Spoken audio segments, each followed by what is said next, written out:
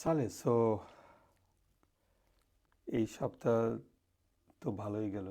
It was good to spend some time with you.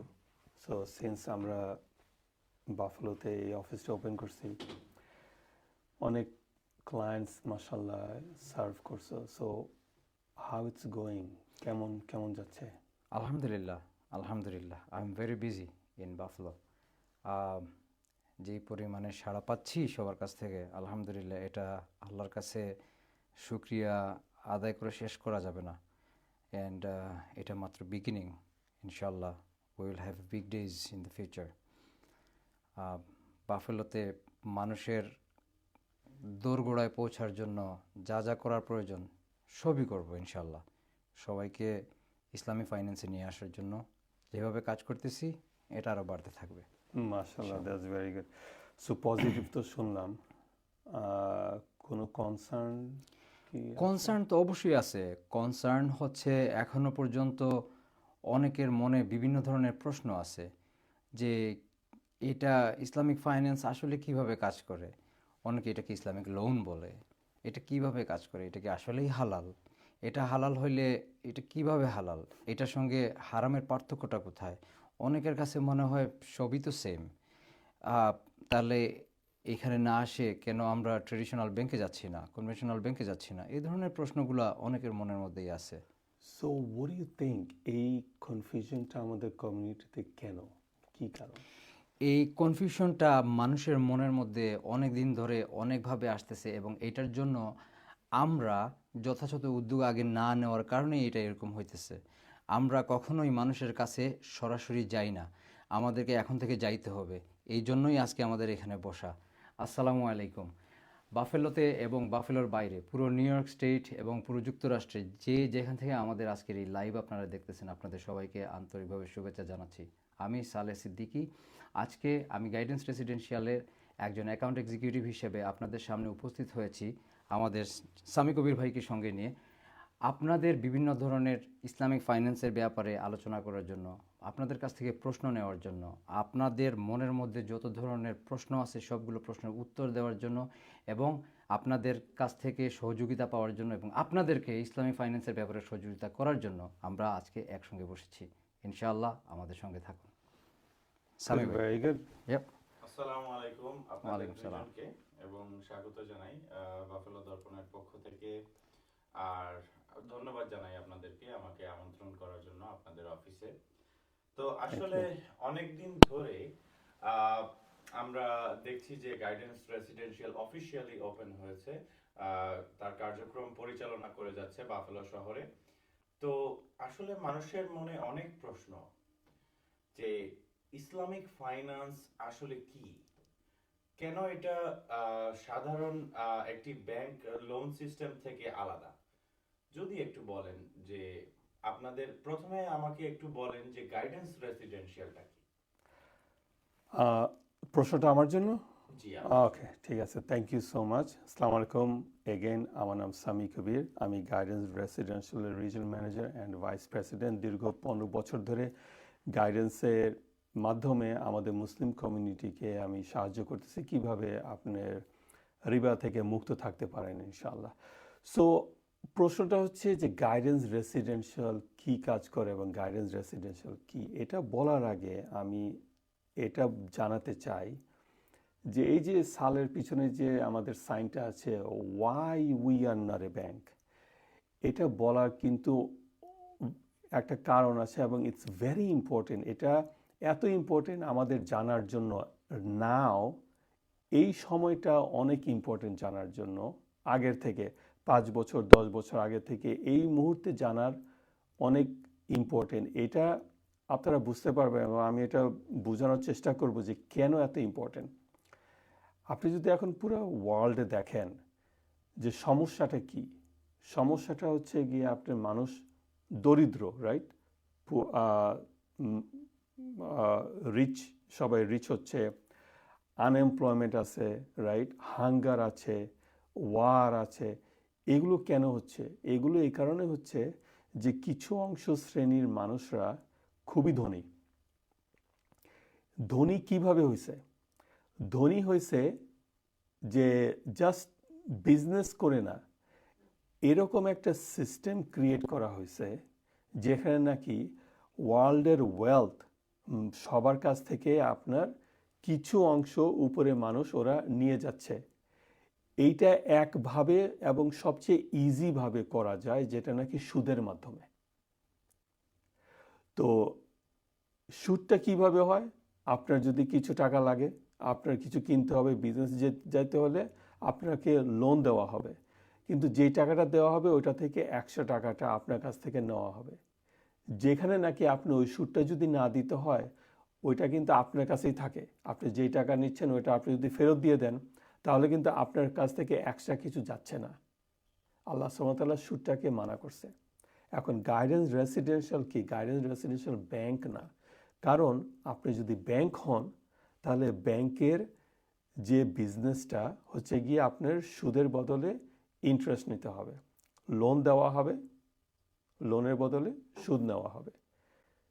এটা শুধু আপনার ব্যাংক করে এবং ব্যাংকের লাইসেন্স দেওয়া হয় এই কাজটা করার জন্য।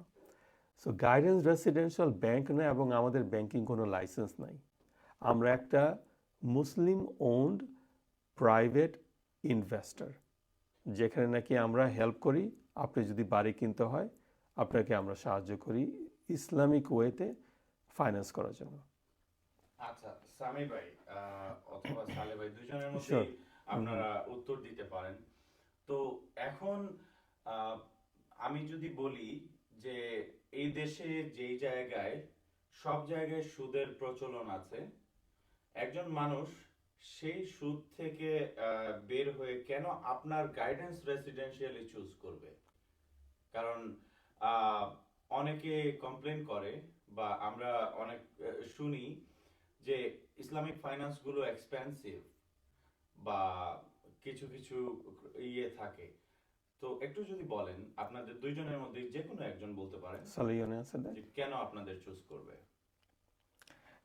ওকে, থ্যাংক ইউ।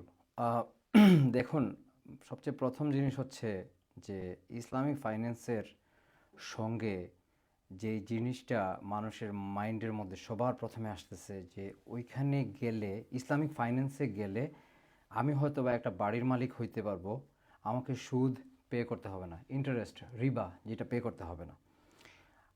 আশ্চর্যজনকভাবে সত্যি জিনিস যে অনেক মুসলিমদের মধ্যেও কিন্তু আমি নিজেও আছি, আমরা অনেকেই আছি যারা আমরা সুদ বা রিবা সম্পর্কে যথার্থ জ্ঞান রাখি না। ইসলামে হালাল এবং হারামের ডিফারেন্স আমরা যে কয়টা বিষয়ে বুঝি সেই কয়টা বিষয় নিয়ে আমরা পড়ে থাকি। রিবা একটা আরবি শব্দ, যার ইংরেজিতে যেটাকে বলে এক্সট্রা, বাংলায় বলে অতিরিক্ত। সো অতিরিক্ত কিসের জন্য হারাম করা হয়েছে?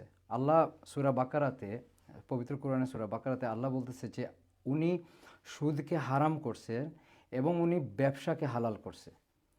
সো ব্যবসা যদি হালাল হয়, সুদ যদি হারাম হয়, ডেফিনেটলি এইখানের মধ্যে একটা বিশাল বড় একটা পার্থক্য থাকতে পারে।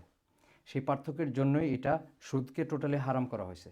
সুদের অনেকগুলো স্তর নিয়েও আমরা আলোচনা করি, কথাবার্তা বলি, যার মধ্যে সবচেয়ে বড় জিনিস হচ্ছে যেটা আল্লাহ এবং তার রাসূলের বিরুদ্ধে সরাসরি যুদ্ধ ঘোষণা করা। ইসলামিক ফাইন্যান্সের মধ্যে কি এমন আছে যে যেটা সুদের থেকে আলাদা?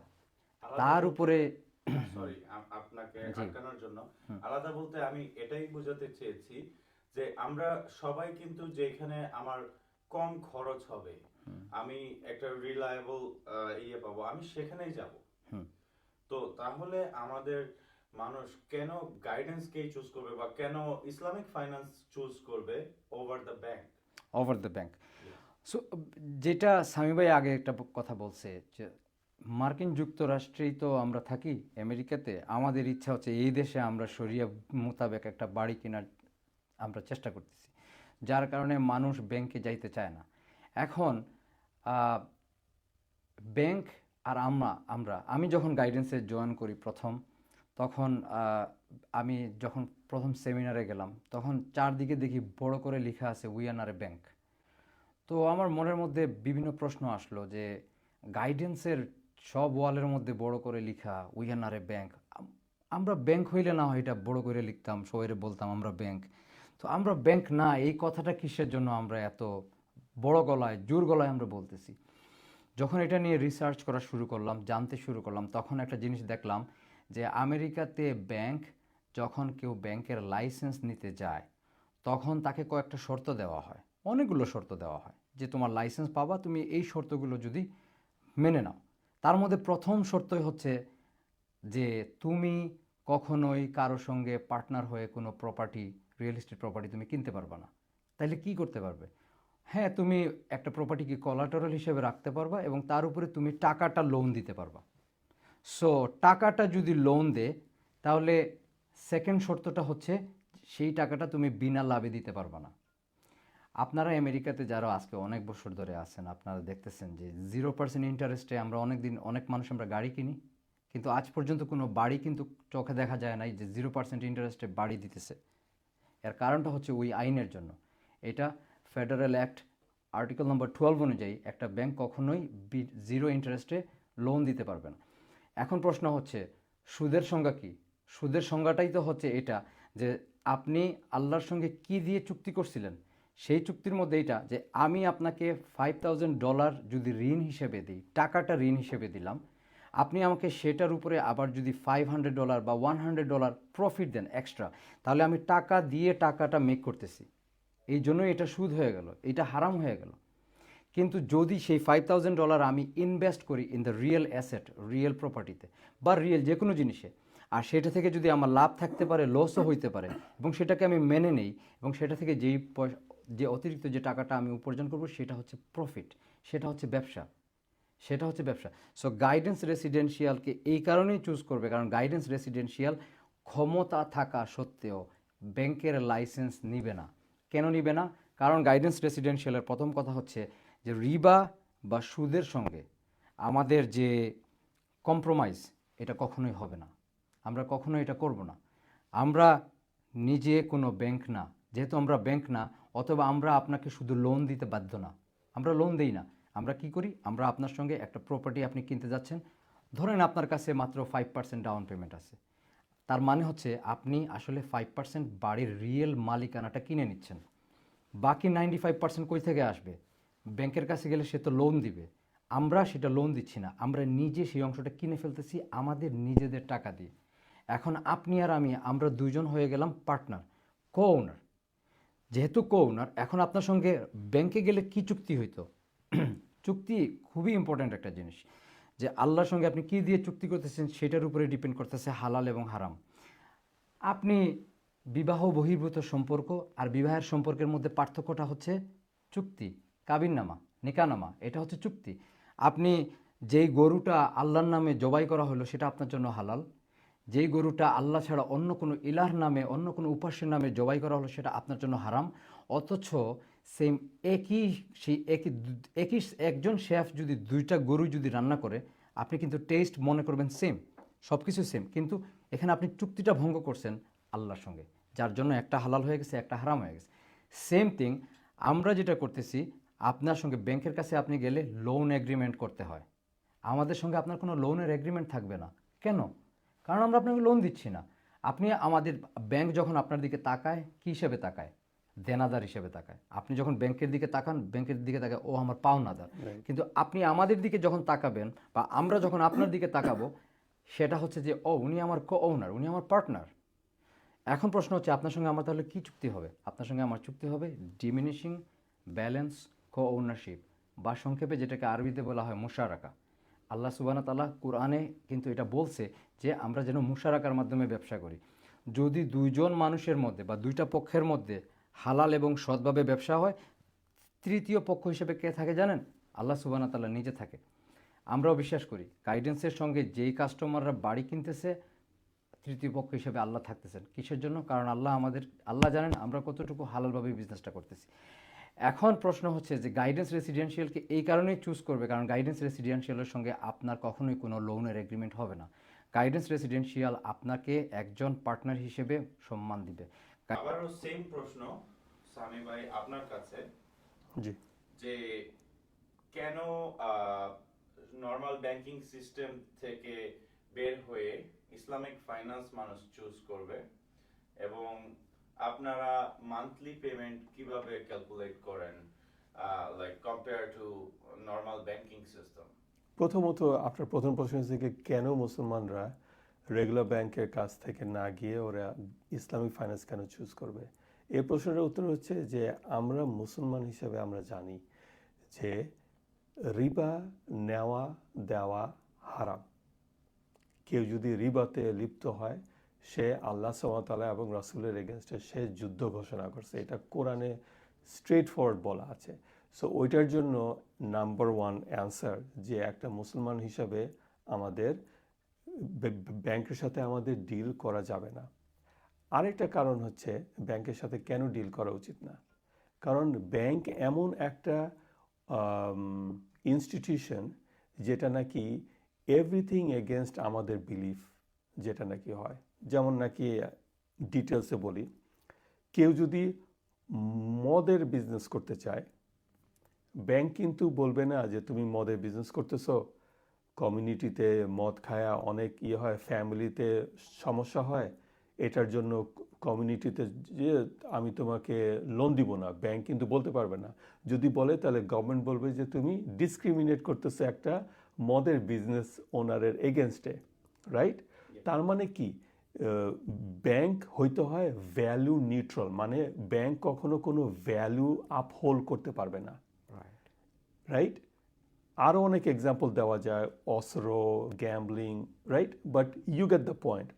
তো নট অনলি আমরা একটা মুসলমান হিসেবে আমরা সুদ নেওয়া দেওয়া আমাদের জন্য এটা অ্যালাউড না, অন টপ অফ দ্যাট আরেকটা অ্যাডিশনাল কারণ হচ্ছে যে এমন একটা ইনস্টিটিউশনের সাথে আপনি বিজনেস করতেছেন যদি করেন, যেই ইনস্টিটিউশন যে ধরনের অ্যাক্টিভিটি এবং বিজনেস ওরা হেল্প করে এনরিচ হওয়ার জন্য, ওই সমস্ত অ্যাক্টিভিটি ওইটাও কিন্তু প্রহিবিটেড।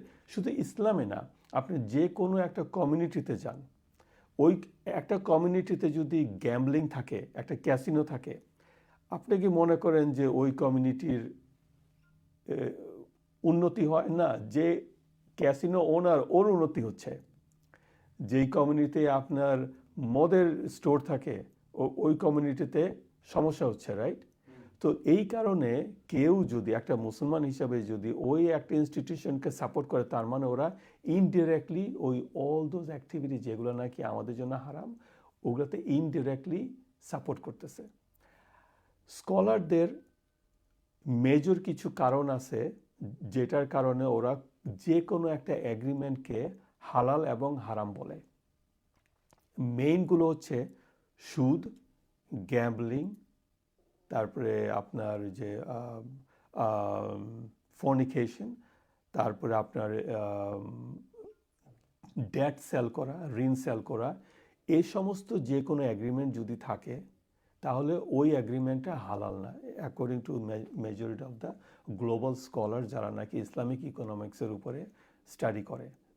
সো সেই হিসাবে আপনি যদি দেখেন যে একটা ব্যাংকের সাথে ডিল করা উচিত না, so that's number one. Second প্রশ্ন হচ্ছে গাইডেন্সের সাথে কেন ওরা কাজ করবে, অথবা আপনারা গাইডেন্সকে কেন কনসিডার করবেন? গাইডেন্স এমন একটা অর্গানাইজেশন আমেরিকাতে যে আমরা প্রাউডলি বলতে পারি যে আমরা মুসলিম ওন্ড 3টা ফ্যামিলি গাইডেন্স, ক্যাপিটাল গাইডেন্সের মালিক শুরু করছে, রাইট? সবাই মুসলমান মাশাআল্লাহ। এবং আমাদের যে অ্যাফোর্টাল যে লিডার্স আমরা যারা সবাই আমরা মুসলমান। আমাদের এমপ্লয়িজরা আছে যারা নাকি অন্যান্য কাজ করে, অ্যাডমিনিস্ট্রেটিভ টাস্ক করে, মুসলমান না, কিন্তু আমরা যে লিডার্স, আমাদের যে মাইন্ড, এটা কেন কেন আমরা সবাই মুসলমান? কারণ আমরা আমাদের কমিউনিটির নিডটা বুঝতে পারি, এবং একটা মুসলমান হিসাবে আমরা যে কোনো একটা ডিসিশন নেই যে এই কোম্পানি কিভাবে চলবে, সেই হিসাবে এর জন্য আমরা বলি মুসলিম ওন্ড, মুসলিম লেড, কারণ আমরা কোম্পানিটাকে লিড করতেছি। এবং আমরা একটাই অর্গানাইজেশন, যে অর্গানাইজেশন যে ব্যাংক হই নাই, রাইট? আমরা ভাইয়া আসলে আপনাকে এখানে একটু আটকাই। শিওর। তো আরো অনেক ইসলামিক ফাইন্যান্স আছে যারা বলে যে আমরাও ব্যাংক না, কিন্তু যখন আমরা দেখি ওরা দেখা যায় যে কোনো একটা ব্যাংকের সাব হিসাবে থাকে। তো আপনারা কিভাবে নিজেদেরকে দাবি করছেন যে আপনারা ব্যাংক না, এবং আপনাদের ফান্ডিং সেটা যে কোনো ব্যাংকের সাথে জড়িত না, সেটা আপনি কিভাবে বলতে পারেন? ওকে, নাম্বার ওয়ান প্রশ্ন যে আমরা আমরা কিভাবে দাবি করতে পারি যে আমরা ব্যাংক না। প্রথমত এটা দাবি না, এটা হচ্ছে গিয়ে প্রুফ। এটা আমেরিকা এমন একটা কান্ট্রি যে আপনি পাবলিক রেকর্ডে গেলে এনিথিং আপনি দেখতে পারেন, right? So Guidance residential bank না, এটা আপনি ইন্টারনেটে গিয়ে সার্চ করতে পারেন, আপনি ডিপার্টমেন্ট অফ স্টেটে গিয়ে আপনি সার্চ করতে পারেন, দেখতে পারবেন।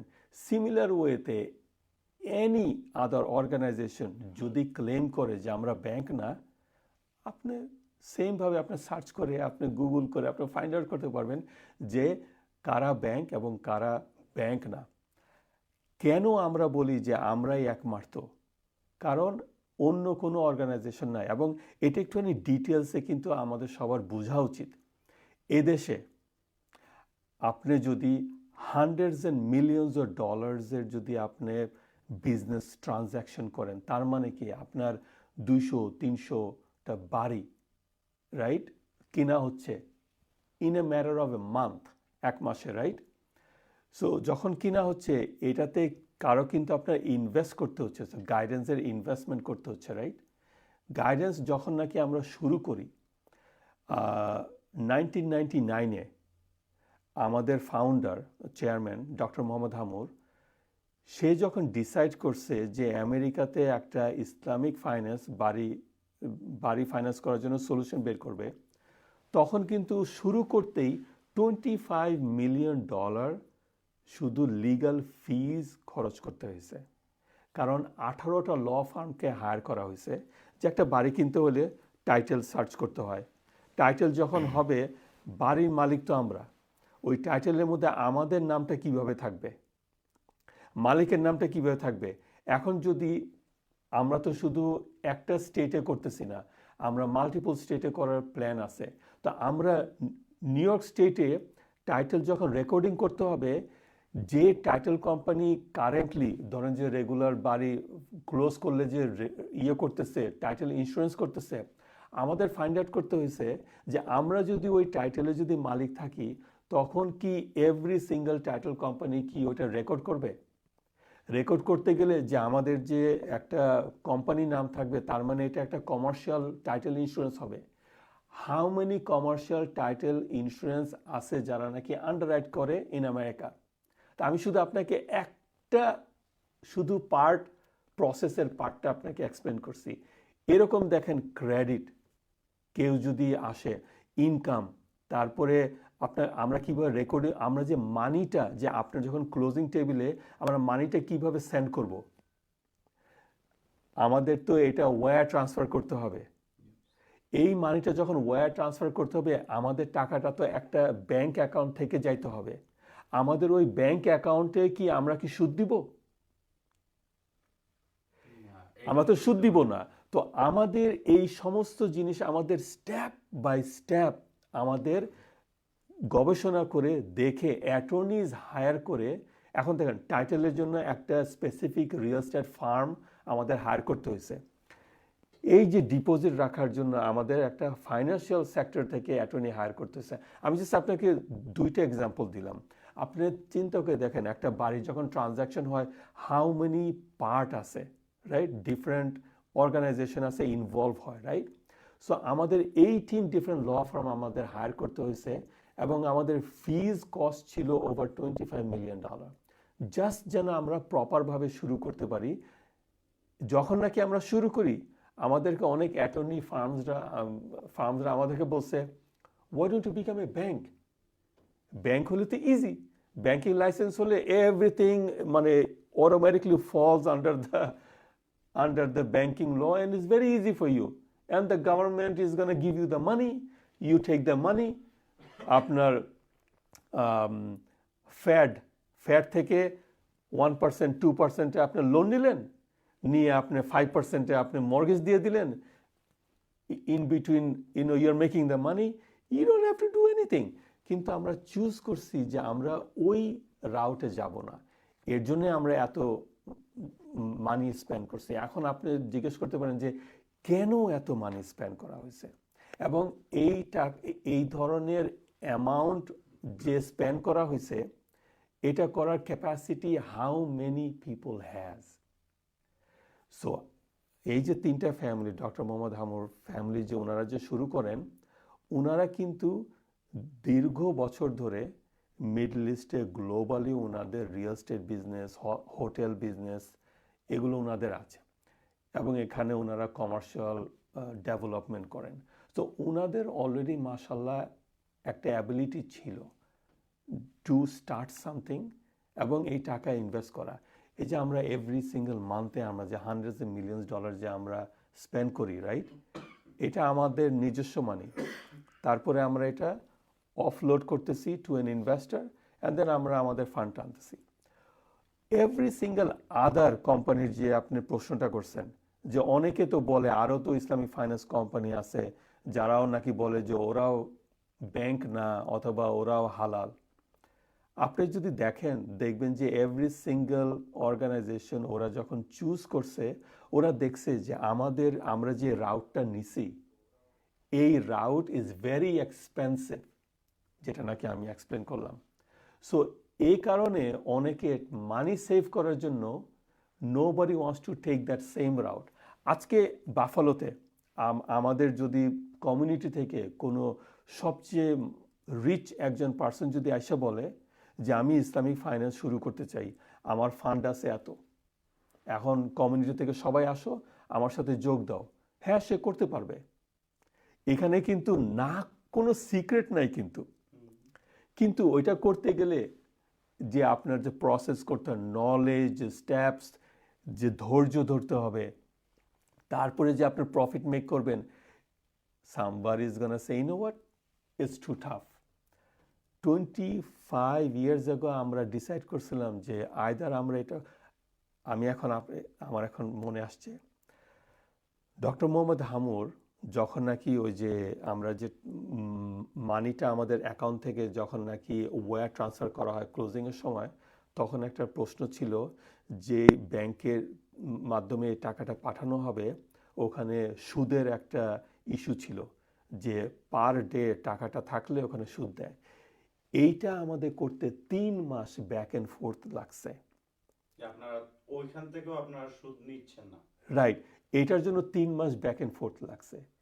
ওই মুহূর্তে ডক্টর মোহাম্মদ হামুর মানে হচ্ছিল না, অ্যাটর্নিরা বলতেছিল ইটস ওকে, কারণ শরিয়া স্কলাররা বলতেছিল যে সুদ নিলে যেমন নাকি আপনার অ্যাকাউন্টে যদি আপনি $2 সুদ পান বছরের পরে, আপনি কিন্তু $2 যদি চ্যারিটিতে দিয়ে দেন, এটা কিন্তু আমাদের ইয়েতে শরিয়াতে আছে, right, then you are clean, আপনি আপনার ওয়েলথকে পিউরিফাই করে ফেলছেন ওই $2 আপনি দিয়ে চ্যারিটি দিয়ে, রাইট। স্কলাররা অ্যাডভাইস করছিল, do you know doctor Mohammad Hamur কি বলছে? উনি বলছে যে I rather sell shoes then take this option, quote and quote, উনি এটা বলছিল। তো এখন বলেন কয়জন আমাদের কমিউনিটি থেকে আসতে পারবে who wants to do the same thing? Guidance is the only one so far, যে প্রাউডভাবে আমাদের ট্র্যাক রেকর্ড আছে। আমি অন্য অর্গানাইজেশনের সম্বন্ধে আমি বলতে চাই না, কিন্তু কোনো অর্গানাইজেশন সো ফার নাই যে অর্গানাইজেশন বলতে পারবে যে আমরা ব্যাংক না। হয় ব্যাংকের সাবসিডি একটা মুসলমান নাম দিয়া, ইসলামিক নাম দিয়ে একটা হালাল উইন্ডো ওপেন করা হয়েছে, অথবা দেখবেন যে যদি ব্যাংক না হয় একটা রিবা বেসড মর্গেজ ল্যান্ডারের subsidy. So you always gonna see that কোনো না কোনো কানেকশন আছে। আমরাই একটা অর্গানাইজেশন আমরা ডিসাইড করছি যে আমাদের কোনো এই ধরনের কোনো আমরা শর্টকাট নেব না। অনেক লম্বা এক্সপ্লেনেশন, বাট এটা দরকার ছিল, রাইট? জি। সো এখন আপনি যে বললেন যে বেশিরভাগ সময় অনেকেই বলে আমরা ব্যাংক না, কিন্তু দেখা যায় যে ব্যাংকের সাথে কানেকশন আছে। আপনার দেখা মতো এরকম কোনো উদাহরণ আছে কিনা, মানে নাম বলার দরকার নেই, কিন্তু আপনি দেখেছেন কিনা যে এরকম ইসলামিক ফাইন্যান্সরা আসলে পরে দেখা গেছে যে ওরা ব্যাংকের সাথে কানেক্টেড, এরকম আছে কিনা? অবশ্যই আছে। আমার হ্যাঁ আছে, অ্যান্সার ইজ ইয়েস। কিন্তু এই অ্যান্সারটা দেওয়ার সাথে সাথে আমি একটু আমার স্যাডনেস আমি শেয়ার করতে চাই যে আমি যখনই চিন্তা করি যারা নাকি কাজ করে ওরা কিন্তু আমাদের ভাই মুসলমান, আমার মতো সালের মতো 5 ওয়াক্ত নামাজ, খুবই কমিটেড আমাদের কমিউনিটির জন্য, কিন্তু সামহাও ব্রেন ওয়াশ হয়ে আছে আমাদের কমিউনিটির লোকরা আছে। And is sad. এবং আমি সবসময় দোয়া করি এবং অনেক ভালো লোক ভালো লোক আমাদের কমিউনিটির লোক, রাইট? এবং আমরা যখনই দেখা হয় আমরা কথা বলি এবং আমি সবসময় বলি আসো আমাদের সাথে কাজ করো। ইউনো যে একটা অর্গানাইজেশন সে দিব্যি নিজেদের বিজনেস করতেছে, রিবা বিজনেস করতেছে, তুমি ওদের সাথে কাজ করতেছো, at the end of the day directly indirectly এমন একটা কজকে সাপোর্ট করা হইতেছে যেটা নাকি আমাদের ধর্মের বাইরে। আসলে এটা দুঃখজনক আমরা যেগুলো দেখি। সো এই কারণেই আপনাদেরকে এতগুলো প্রশ্ন করা এতক্ষণ ধরে, যে শুধুমাত্র আমাদের দর্শক বা আমাদের বাফেলোর যারা আছেন সবাইকে বোঝানো যে কেন গাইডেন্সটা ডিফারেন্ট অন্য ইসলামিক ফাইন্যান্স থেকে। তো অসংখ্য ধন্যবাদ আবারও। তো শেষ প্রশ্নে আসি, যে একজন যদি আপনাদের সাথে জড়িত হন, তখন দেখা যাচ্ছে যে উনি যদি দেখা যায় ক্যাপেবল হয়ে যান 6 মাসের ভিতরে যে আপনার টাকাটা পে অফ করে দিবেন এবং বাড়িটা নিজের করে নিয়ে নেবেন, সেই ক্ষেত্রে আপনাদের কোনো ফাইন আছে কিনা বা আপনারা কোনো ফাইন অ্যাড করেন কিনা, বা একজন কিভাবে খুবই সহজে এই ঋণ মুক্ত হতে পারবেন আপনাদের মাধ্যমে যদি বাড়ি কেনেন? প্রথমে হামদান, এখানে প্রশ্নের মধ্যে একটা ভুল আছে। কিভাবে ঋণ মুক্ত হবেন? যেহেতু হ্যাঁ হ্যাঁ দায় মুক্ত বলা যায়।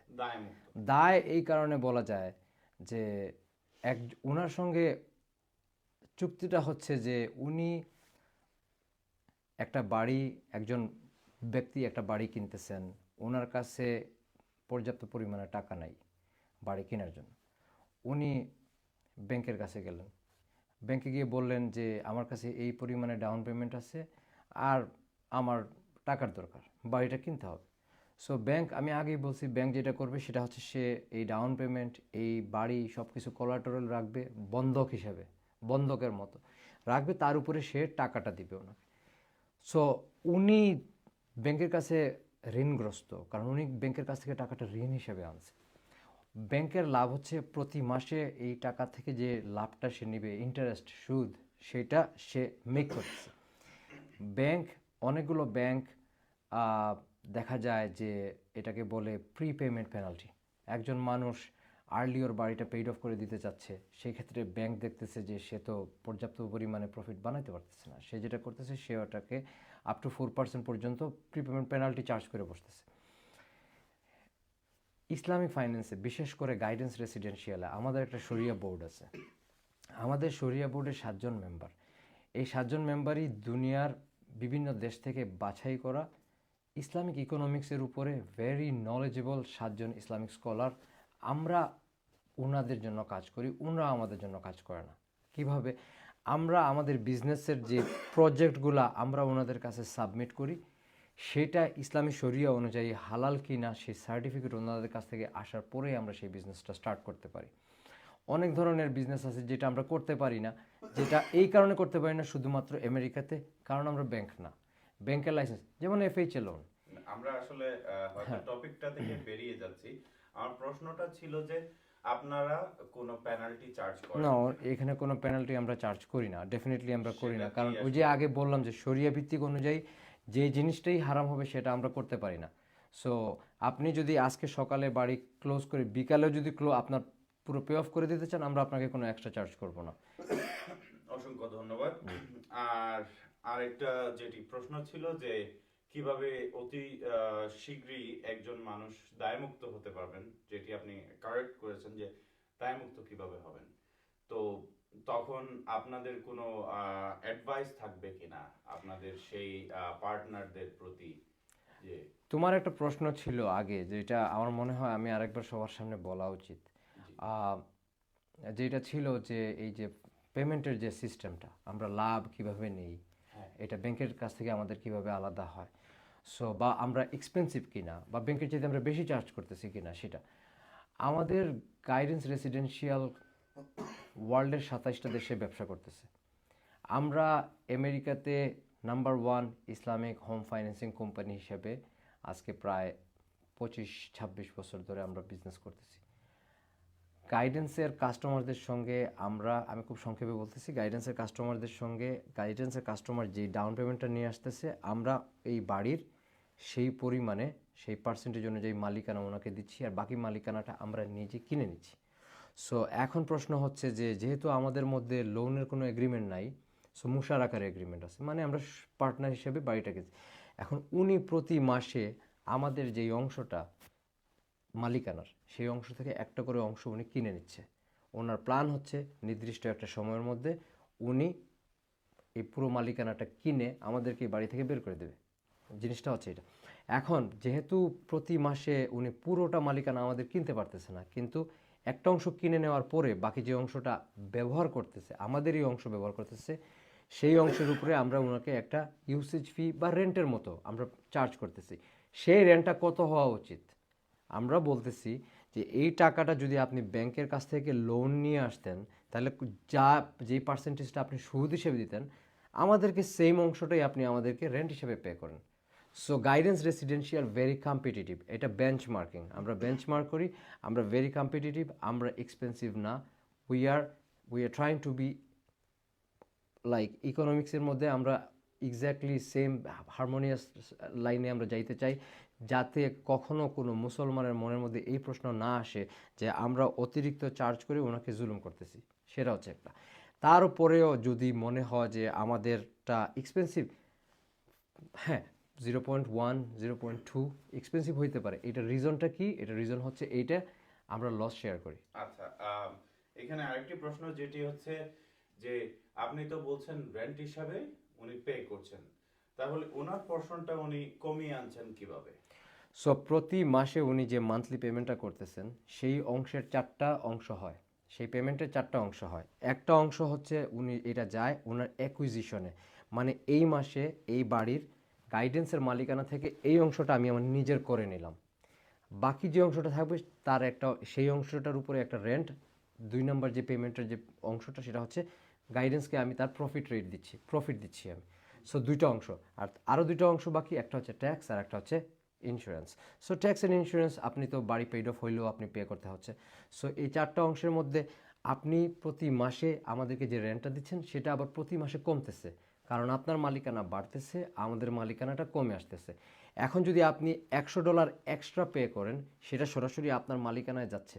তার মানে হচ্ছে যে আপনি যদি প্রতি মাসে $100-200 করে যদি এক্সট্রা পে করেন, তার মানে হচ্ছে আপনি অনেক আগে কিন্তু আপনার ফাইন্যান্সটা কমপ্লিট করে ফেলতেছেন, আপনার মালিকানা আপনি দ্রুত হারে বৃদ্ধি করতেছেন। তারপরে আবার আমাদের রিকাটের সিস্টেম আছে। রিকাট হয় দুভাবে। আপনি হঠাৎ $10,000, $20,000, $50,000 একটা পেমেন্ট করতে যাচ্ছেন to your acquisition, we don't call it principal, we call it acquisition. So আপনি আপনার মালিকানার দিকে এইটা পেমেন্ট করতে যাচ্ছেন, আপনি আমাদেরকে একটা কল দিবেন। আপনার এই পেমেন্টের পরে আমরা আপনার মান্থলি পেমেন্ট অথবা মান্থলি যে আমাদের যে একটা টাইম ফ্রেম থাকে যে কত বছরের জন্য আপনার এই ফাইন্যান্সটা, সেটার হয় সময়টা আমরা কমায় দিব, অথবা মান্থলি পেমেন্ট, যে কোনো একটা, যেটা আপনার ইচ্ছা আপনি আমাদেরকে বলবেন, আমরা সেটাই করে দেবো। Am I right? Yeah. Exactly. তো অসংখ্য ধন্যবাদ আপনাদের দুইজনকেই আজকে আমাদের বাফেলো দর্পণে কিছু সময় দেওয়ার জন্য এবং আমাদেরকে আপনাদের গাইডেন্স রেসিডেন্সিয়ালের অফিসে আমন্ত্রণ করার জন্য। জি, আশা করি আমাদের বাফেলোর যারা দর্শক আছেন তারা বুঝতে পেরেছেন যে ইসলামিক ফাইন্যান্স কি এবং কেন ইসলামিক ফাইন্যান্স এত ইম্পর্টেন্ট। তো পরিশেষে যদি আমাদের দর্শকদের জন্য আপনাদের কোনো মেসেজ থাকে, তাহলে আপনারা দুইজনের পক্ষ থেকে এক একটি মেসেজ দিয়ে আজকের লাইভটা আমরা শেষ করব। তার আগে দর্শকদের কাছ থেকে আমি বিদায় নিয়ে নিচ্ছি। সবাই ভালো থাকবেন, সুস্থ থাকবেন। আসসালামু আলাইকুম। ওয়ালাইকুম আসসালাম ওয়া রাহমাতুল্লাহ। আমি এটাই বলবো যে অনেক ধন্যবাদ আপনারা, যে সিন্স জুলাই যে আমরা আমাদের এই অফিসটা ওপেন করছি, সিন্স দেন আপনারা অনেক সাপোর্ট করছেন সালেকে। সো আমি বলবো যে প্লিজ কন্টিনিউ টু সাপোর্ট সালে ইনশাল্লাহ আপনারা আসেন just make sure you make an appointment সালে মাশাআল্লাহ ইজ ডুইং গ্রেট এবং আমাদের গোল হচ্ছে টু হায়ার আরও সালের মতো তো পাবো নাকি জানি না বাট ইনশাল্লাহ আমাদের সালেরও হেল্প লাগবে সো যদি আপনারা জানেন কেউ এখানে যে ইসলামিক ফাইন্যান্সে জয়েন করতে চায় ইনশাল্লাহ সালের মতো সো আমাদের সাথে যোগাযোগ করতে পারেন সালের সাথে যোগাযোগ করতে পারেন সালে আমি পরিশেষে আপনাদের কাছে এইটুকুই বলতে চাচ্ছি যে এটাকে আমি শুধু একটা কেরিয়ার হিসেবে একটা জব হিসেবে দেখি না, এটাকে আমি আমার এটা ওয়ার্শিপ হিসেবে দেখতেছি যে আমার মাধ্যমে আমার কারণে যদি কোনো ব্যক্তি সুদে না যায় হয়তোবা এটাকে উসিলা করে আল্লাহ আমাকে মাফ করে দেবেন ইনশাল্লাহ। এবং সবচেয়ে বড় জিনিস হচ্ছে যে আমি আপনাদের সেবার জন্য আছি। আপনারা আমাকে অবশ্যই আমার সঙ্গে গুলজার ভাই have a question, go ahead Gulzar ভাই, what is your question? So আপনাদের যখনই প্রয়োজন, হেল্পের প্রয়োজন, আপনারা আমাকে কল করবেন। আমার ফোন নাম্বার হচ্ছে 716-200-4854। আমাদের অফিস হচ্ছে 2562 Walden Avenue, suite number 105-106, Cheektowaga, New York 14225। আমরা ওয়ালডেন অ্যাভিনিউর ওয়ালমার্টের ঠিক পাশেই আমাদের অফিসটা। এখানে একটা অফিস পার্ক আছে, অনেকগুলো অফিসের মধ্যে আমাদের অফিস। আপনারা আসবেন এবং আপনাদের যে কোনো ধরনের প্রশ্ন এবং ফাইন্যান্সের ব্যাপারে যে কোনো ধরনের সাহায্য সহযোগিতার জন্য আমি ইনশাল্লাহ সর্বোচ্চ চেষ্টা করব আপনাদের। আচ্ছা, কেউ একজন সম্ভবত একটি প্রশ্ন করতে চেয়েছিলেন, আমরা প্রশ্নটির অপেক্ষায় আছি। জি সালে ভাই যদি একটু বলে দেন আবারও। জি, গুলজার চৌধুরী উনি লিখেছেন যে can I ask you a question, quick question. Gulzar ভাই আপনার কোয়েশ্চেনটা আপনি লিখলে, এবং গুলজার ভাই ছাড়াও যদি আপনাদের যদি কারো কোনো কোয়েশ্চেন থাকে আপনারা কোয়েশ্চেন করতে পারেন। আর আমরা দরকার হলে আমরা আরো কিছু সময় এক্সটেন্ড করব, যদি কারো কোয়েশ্চেন থাকে আপনারা কমেন্টে জানিয়ে দিতে পারেন। জি, আর হামদানের মাধ্যমে ইনশাল্লাহ আমি আমার বিজনেস কার্ড আর আমার ফোন নাম্বার আপনাদের কাছে দিয়ে দেব।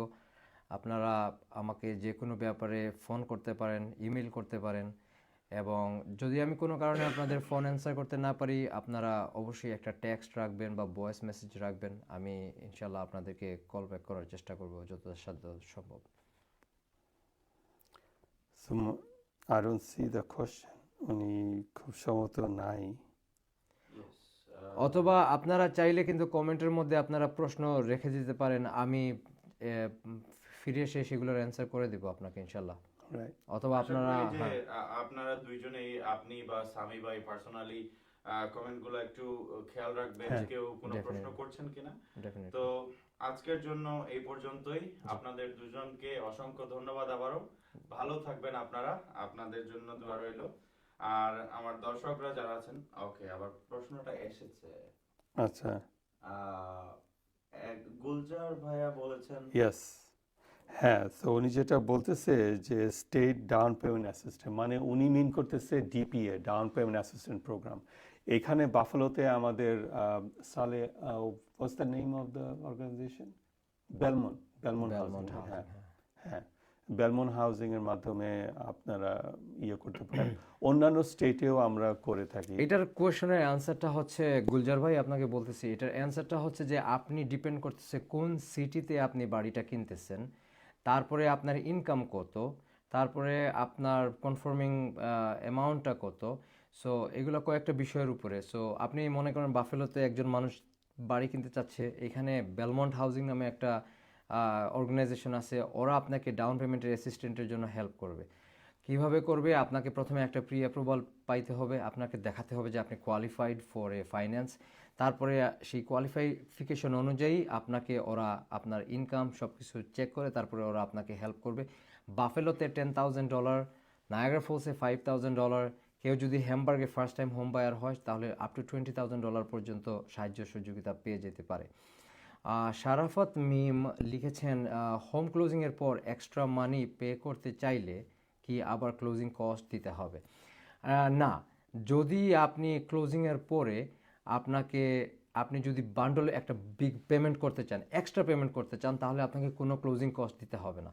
যদি আপনার রেট চেঞ্জ করতে চান, লাইক আপনি হায়ার রেট নিয়েছিলেন, আপনি যদি লোয়ার রেট নিতে চান, এই ক্ষেত্রে আপনি রিফাইন্যান্স করতে হবে। রিফাইন্যান্স করলে yes there is gonna be a closing cost, but refinance ছাড়া মনে করেন আপনি একটা বড় একটা পেমেন্ট করে আপনার মান্থলি পেমেন্টটা কমাতে চাচ্ছেন, সেই ক্ষেত্রে আপনাকে কোনো ধরনের অতিরিক্ত পয়সা দিতে হবে না, অতিরিক্ত টাকা দিতে হবে না। ধন্যবাদ। জি। তো আশা করি আমাদের যারা দর্শক আছেন ওনাদের প্রশ্নগুলো রেখে যাবেন, আমরা আর সময় নিব না আপনাদের। তো সবাই ভালো থাকুন, সুস্থ থাকুন, বাফেলো দর্পণের সাথেই থাকুন। অসংখ্য ধন্যবাদ আপনাদের দুইজনকে। Thank you. আসসালামু আলাইকুম। আসসালামু আলাইকুম। ওয়ালাইকুম আসসালাম।